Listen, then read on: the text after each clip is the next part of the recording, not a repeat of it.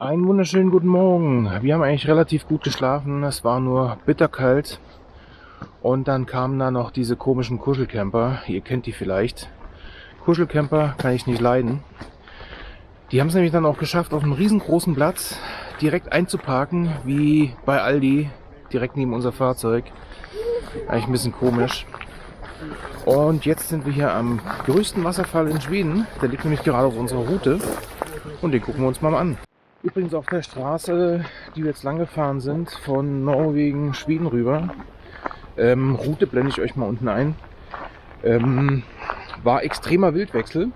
Fahrt auf jeden Fall vorsichtig. Ich bin ja schon ein bisschen vorgeschädigt durch das olle Wildschwein am Anfang der Route.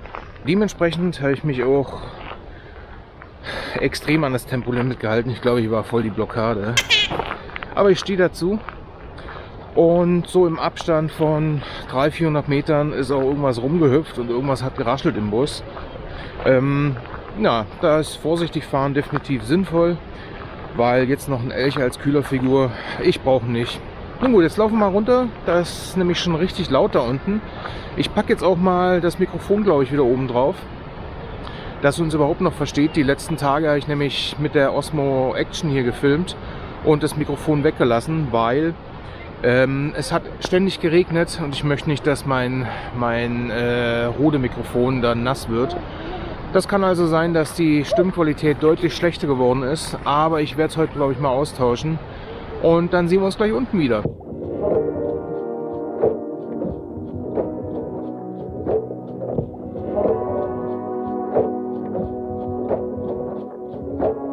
Man sieht es jetzt schon durch die Bäume, es ist riesig, es ist einfach riesig. Ich werde definitiv mal noch ein bisschen das Wasser einfrieren und hier ein geiles Foto machen. Ich freue mich schon wie Bolle.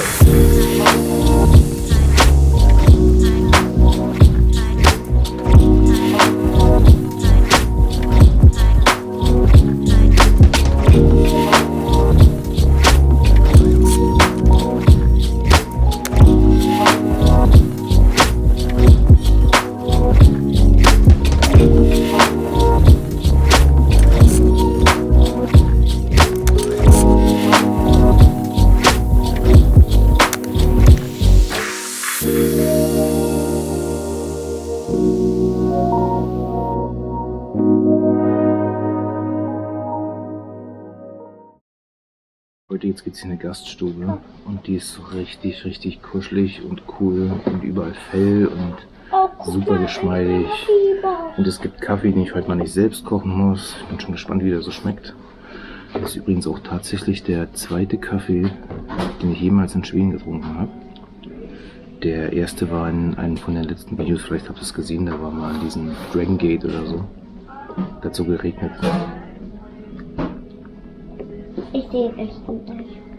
Ja, Papa, ich sehe Kaffee kochen können sie auf jeden Fall. Super. So, inzwischen sind wir weitergefahren und in Östersund angekommen. Ich sollte mal mein Bad kennen. Nach 400 Metern im Kreisverkehr muss meinen Salon nehmen, um auf Stubowegen zu bleiben. Wir fahren jetzt auf die schöne Insel Andersön. Wahrscheinlich habe ich es falsch ausgesprochen, aber mein Schwedisch ist immer noch nicht viel besser. Aber da kennen wir schon richtig coole Plätze und hoffen, dass wir da jetzt einen abkriegen. Wir sind nämlich voll getankt mit allem, was es gibt. Von Wasser über Lebensmittel und Sprit und alles, was das Herz begehrt. Wir haben sogar frische Handtücher, weil die konnten wir noch nicht waschen. Und dann werden wir auf jeden Fall mal ein Feuerchen machen, falls man dort gerade darf. Im und Kreisverkehr werden abfahren auf Stubowegen. Und darauf freue ich mich schon.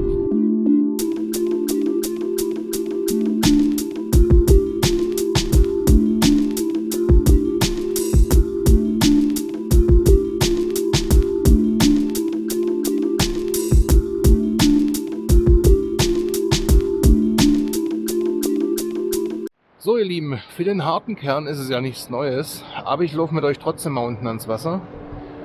Das ist quasi unser Spot, den wir hier richtig lieben geschätzt haben. Und dann geht es hier so diesen kleinen, nahezu romantischen Weg ans Wasser. Und dann sind wir da auch schon. Und ich sehe schon, unser Baum liegt auch noch. Wahnsinn. Ja, hätten wir mal reinritzen sollen. Und dann ist hier direkt das Wasser. Da parkt der Caddy. Sieht auf der Kamera riesenweit aus. Das sind vielleicht 15 Meter. Ziemlich cool. Und hier hatten wir im vergangenen Jahr einen wirklich malerischen Sonnenuntergang. Ich glaube 172 Minuten lang hat das Spektakel gedauert.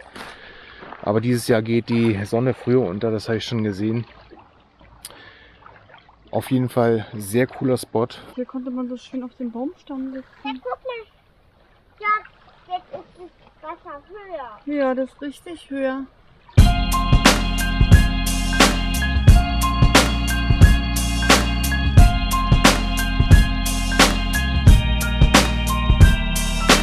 Leute, es ist einfach kalt. Dieses Jahr sind wir so richtig durchgefroren. Obwohl wir schon Fließsachen und so ein Gedöns anhaben, aber was hatten wir, glaube ich, wir hatten echt viel Regen jetzt. Und das hängt uns irgendwie richtig in den Knochen. Ob das vom Alter kommt, ich weiß es nicht. Auf jeden Fall ist gefühlt immer alles feucht und nass. Wir möchten jetzt, dass endlich die Sonne rauskommt. Eigentlich wollten wir, wo wir gerade stehen, morgen komplett hier stehen bleiben, aber irgendwie 12 Grad, es ist kalt. Da werden wir uns wahrscheinlich Östersund nochmal angucken.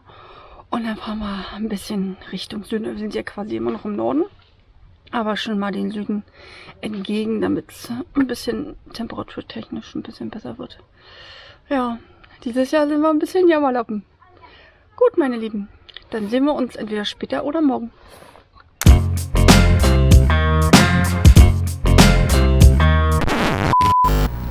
Guten Morgen. Ja, das Wetter hat uns leider überrascht. Jetzt regnet es nämlich wieder. Und ich habe dann da drin mal die Wohnmobilfunktion angeschmissen. Ich habe die noch ausgebaut und jetzt lässt sich da drin auch zu dritt frühstücken und so. Und dann ist das eigentlich relativ praktisch. Aber nichtsdestotrotz ist natürlich so ein bisschen wehmütig, weil wir haben schon wieder Regen. Und jetzt eigentlich langsam irgendwie die Faxen dicke von Regen. Seit Norwegen begleitet uns das irgendwie. Und jetzt werden wir auf jeden Fall heute deutlich südlicher fahren, obwohl wir das eigentlich ursprünglich gar nicht wollten, weil Südschweden ist definitiv immer überlaufen. Nun gut, jetzt fahren wir heute mal so in Richtung Mora runter und da soll es dann die nächsten Tage so richtig schön werden, so 28 Grad und Sonnenschein. Ich bin mal gespannt, ob der Wetterbericht dann zum Thema Mora recht hat. Und ja, dann werden wir sehen. Wenn das dann auch nicht der Fall ist, müssen wir mal gucken, was die Wetterkarte sagt. Und dann werden wir auf jeden Fall wieder vorm Regen flüchten. Aber das kennen wir schon vom letzten Jahr. Dann machen wir es dieses Jahr halt auch wieder so. Bleibt uns dann nichts anderes übrig. Aber jetzt eine Woche lang hier warten, bis es dann endlich mal aufhört mit Regnen. Darauf hat von uns keiner Lust. Weil es ist dann irgendwann auch unangenehm. Und alles wird irgendwie klamm und naja.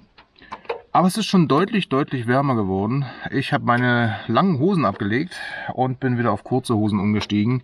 Und eine Jacke brauche ich eigentlich auch nicht mehr, weil es ist noch nicht mal mehr windig. Und jetzt hat es gerade so 12 oder 13 Grad. Das reicht für mich für kurze Klamotten, ich bin da nicht so empfindlich.